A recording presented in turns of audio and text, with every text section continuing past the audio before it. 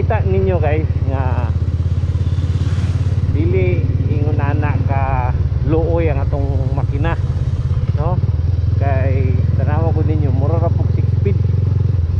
So kung sa biritan siya, so abi nato og ang kwarta kinta na, di ba? So kita ninyo ato naapagid siya 5th gear.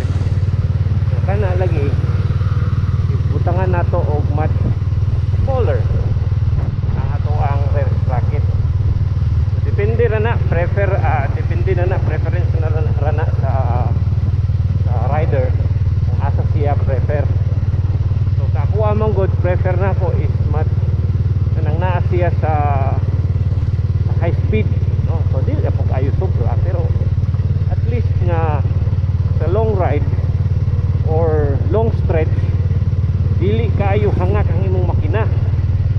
Okay, ano sa stock ani guys 1438, 1439, 14, grabe kayo na nakakuan, grabe kayo na mangitag kambyada.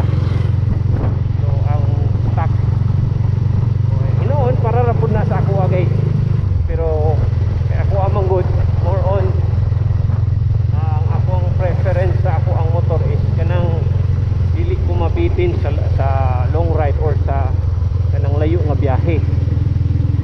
So mo na ako ang gipili yung ana nga ako ay yung ana nga setup para ano siya dili loy ang makina. So kabalo ba mo nga dili sad healthy para sa iya nga grabe kayo maka RPM tao isang kuana mo abot tao 10 or 11.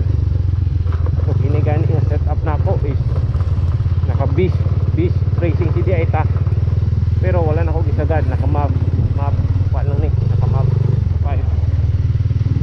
So muna na balik na ko next stock kay akong ipa service ako ang bayaw. So kira gyapon gyud ang iyahang performance. Ayan, so abot na ko guys. Daghang salamat sa tanan, palihog padayon og support sa ako ang channel, especially sa mga carouser nato. I do need your support. So continue to view my videos, reels.